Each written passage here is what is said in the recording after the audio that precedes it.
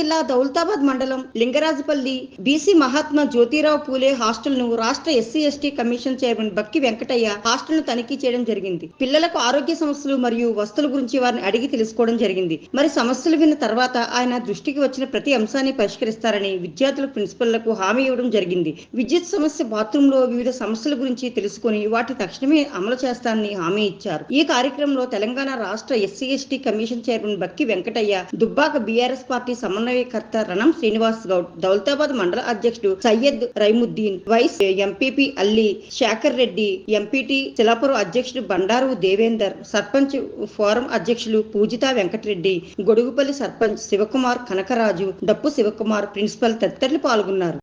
మరి బిల్డింగ్ మాత్రం చాలా డిసాబిలిటీ కండిషన్లో ఉన్నది. మరి అక్కడ డాల్మెంటరీ కానీ, అక్కడ నివాసం ఉండేటువంటి పిల్లల నివాసం ఉండే రూమ్ల వసతి కానీ ఇమ్మీడియట్గా డిస్మెంటల్ చేసి కొత్త బిల్డింగ్ నిర్మాణం చేపట్టవలసిన అవసరం ఉన్నది. మరి ప్రభుత్వానికి కూడా నివేదిక ఇచ్చి మేము కూడా ఇవన్నీ స్కూల్ రిపోర్ట్ ఇచ్చేటప్పుడు గౌరవ ముఖ్యమంత్రి గారిని కలిసేది ఉంటుంది. తప్పకుండా ఈ స్కూల్ కోసం తప్పకుండా కొత్త బిల్డింగ్ కావాలని, మరి ఇక్కడ ఉన్నటువంటి సమస్యలు కూడా కొంచెం ఫర్నిచర్ కొరత కూడా ఉన్నట్టున్నది, బెడ్స్ కానీ అవి ఇన్ఫ్రాస్ట్రక్చర్లో కూడా కొంత ఉన్నట్టున్నది, అవి కూడా వచ్చే విధంగా ఏర్పాటు చేసి, మరి కరెంట్ అయితే ఇమీడియట్గా ఇప్పుడే డీ గారితో మాట్లాడినా, మరి ఇమీడియట్గా షిఫ్ట్ చేయించి చర్యలు తీసుకోమని చెప్పి కూడా మరి డీ గారిని ఆదేశించడం జరిగింది.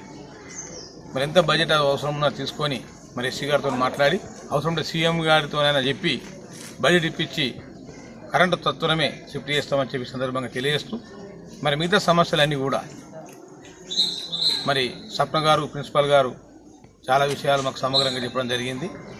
మరి ఇక్కడ ఉన్నటువంటి మరి ప్రజాప్రతినిధులు కానీ అందరూ కూడా ఇక్కడ కొత్త బిల్డింగ్ కావాలి, మరి డిసాబిలిటీ కండిషన్లో ఉన్నది, మరి ప్రమాదం స్థాయిలో ఉన్నది కనుక కావాలని చెప్పి కూడా అందరూ కోరినరు. మరి ప్రభుత్వానికి నివేదిక ఇచ్చి సత్వరమే మంజూరు అయ్యే విధంగా మొదటి పేదలోనే వచ్చే విధంగా చర్య తీసుకుంటామని చెప్పి ఈ సందర్భంగా తెలియజేస్తూ, మరి భారతదేశ భవిష్యత్తు తరగతి గదిలోనే ఉన్నది. మరి ఇక్కడ మంచి పిల్లలు తయారై సైనికులు తయారై మరి భారత పౌరులుగా ఎదగాల్సిన అవసరం ఉన్నది. మరి ఈ స్కూల్ నుంచే, ఈ కాలేజీ నుంచే మరి మంచి మంచి ఇంజనీర్లు కానీ, డాక్టర్లు కానీ, కలెక్టర్లు కానీ, ఐఏఎస్లు కానీ, ఐపీఎస్లు కానీ అటువంటి ఉన్నతమైన స్థాయికి ఎదగాలంటే మరి మౌలిక సదుపాయాలు కల్పించవలసిన బాధ్యత మరి ప్రభుత్వంపై ఉన్నది.